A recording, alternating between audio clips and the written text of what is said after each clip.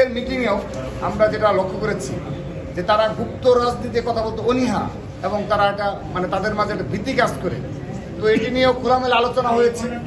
তারা যেটি বলেছে আমরা তাদের মানে আমাদের প্রভিসি স্যার, প্রক্টর স্যার তারা নিজে কিছু স্ক্রিনশট দেখিয়েছে যে তারা যদি কখনো গুপ্ত রাজনীতি নিয়ে কথা বলে কিংবা এই আলোকে কিছু কাজ করতে যায় তাদের চরিত্র হরণ করা হয় এবং তাদের সামাজিক যোগাযোগ মাধ্যমে মানে অনলাইন ব্যাশিং করা হয় তাদের মানে আমাদের সম্মানিত শিক্ষক বিদ্যুতের নিয়ে। তো তারা তাদের সে আফসোসের কথা তো আমাদের বললো। তো আমরা তাদেরকে আশ্বস্ত করেছি আমরা সচেতন ছাত্র সংগঠন হিসাবে যেহেতু জুলাই আগস্ট গণ অভ্যুত্থানের যে চেতনা রয়েছে সেটি ধারণ করেই সকল ছাত্র সংগঠন ক্যাম্পাসে ছাত্র রাজনীতি করছে। তো সে কারণে তারা আমাদের আশ্বস্ত করেছে এই গুপ্ত রাজনীতি একটা বার রেখে তারা আগামীতে এই রূপরেখা প্রণয়ন করবে। তো সেজন্য আমরা আশ্বস্ত হয়েছি। আর দ্বিতীয়ত আমরা ডাকসু বিষয়ে স্পষ্টভাবে জানিয়েছি ছাত্রদল ডাকসু অবশ্যই ঘোষণা করবে, কিন্তু আমাদের যে দাবি ছিল এবং ছাত্র সমাজের যে দাবি এবং বিশেষ করে 5 আগস্টের গণ অভ্যুত্থান পরবর্তী যে প্রধান দাবি ছিল যে ছাত্র লীগের সন্ত্রাসীদের চিহ্নিতপূর্বক বিচারের আওতায় নিয়ে আসা। তো তারাও এটি তাদের যে মানে গাফলতি রয়েছে স্যাররা স্বীকার করেছে এবং বলেছে যে ইতিমধ্যে শাহবাগ থানায় যে মামলা করা হয়েছে সেখানে আরও কীভাবে ইনক্লুড করা যায় সে বিষয়ে তারা কাজ করছে। যদিও ডাকসুর পক্ষে শুরু হয়ে গিয়েছে কিন্তু তারা কাজ করছে। তো এটি তারা বলেছে যে মানে তাদের গাফলতি রয়েছে।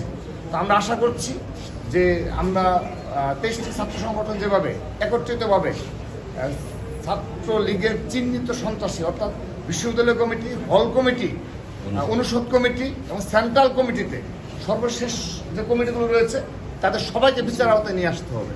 পরবর্তীতে এখান থেকে যারা কেউ 5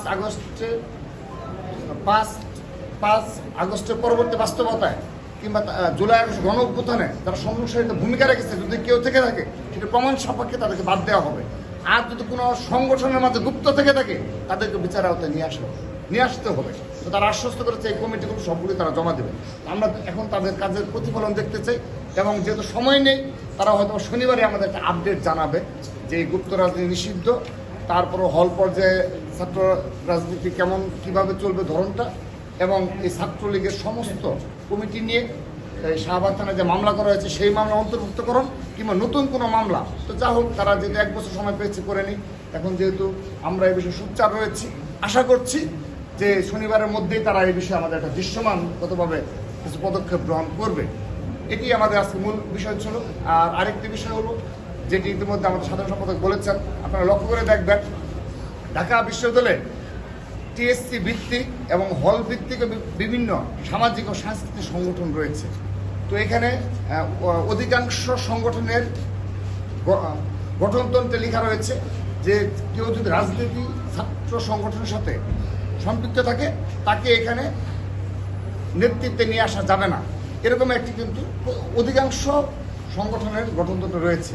তো এখানে আমাদের শিক্ষক মহোদয়ের নিকট থেকে আমরা জানতে পারলাম তারাও এটি স্বীকার করেছে আমাদের সাথে যে এখানে সরাসরি বলি ইসলামী ছাত্র শিবির গুপ্ত রাজনীতি করে তাদের পরিচয় গোপন করে তারা ওইসব জায়গায় দখল করে নিচ্ছে। এটি সরাসরি দখলদারিত্ব কায়েমের মতো। ছাত্রলীগ যেভাবে করেছে ছাত্র শিবির ঠিক সেভাবে দখলদারিত্ব কায়েম করছে। তো তারা বলেছে হ্যাঁ এই বিষয়টি তারা আইডেন্টিফাই করেছে, তারা এই বিষয়ে আমাদের সিদ্ধান্ত জানাবে। ওই যে রূপরেখা প্রণয়নে এই বিষয়ে অন্তর্ভুক্ত থাকবে বলে আমাদের আশ্বস্ত করেছে। এবং সর্বশেষ আরেকটি বিষয় বলেই শেষ করছি, সেটি হলো আপনারা এর আগেও আমরা এ বিষয়ে আপনাদের জানিয়েছি, সেটি হলো ঢাকা বিশ্ববিদ্যালয়ের শিক্ষার্থী সংসদ গ্রুপ, যেখানে আমাদের দুটো ফেসবুক গ্রুপ রয়েছে যেগুলো জুলাই আগস্টে গণ অভ্যুত্থানে গুরুত্বপূর্ণ ভূমিকা পালন করেছে। আমরা সবাই এখানে সম্পৃক্ত ছিলাম। পরবর্তীতে এখানে যারা অ্যাডমিন রয়েছে তারা এটিকে একটা কুক্ষিগত করেছে এবং এখানে ঢাকা বিশ্ববিদ্যালয়ে মব ক্রিয়েট করার ক্ষেত্রে, নারীদের হেনস্থা করার ক্ষেত্রে এবং এমনকি কোনো শিক্ষক যদি গণতান্ত্রিক ভাষায় কথা বলে তাদের এগেনস্টও কীভাবে এখানে মব ক্রিয়েট করা যায় সেই পক্ষে এখানে হয়ে থাকে। এবং এটি অবশ্যই ঢাকা বিশ্ববিদ্যালয়কে রিপ্রেজেন্ট করে না। এই ঢাকা বিশ্ব শিক্ষার্থী সংসদ গ্রুপে যে ধরনের বাজে ল্যাঙ্গুয়েজ ব্যবহার করা হয় এটি কখনো ঢাকা বিশ্ববিদ্যালয়কে রিপ্রেজেন্ট করে না। তো আমরা সাধুবাদ জানিয়েছি আজকে আমাদের সম্মানিত বিসি স্যার সহ প্রক্টর স্যার সহ তাদেরকে। তারা নাকি আরও বেশ কিছুদিন আগেই এই যারা অ্যাডমিন রয়েছে তাদেরকে চিঠি ইস্যু করে তাদেরকে ডেকেছে।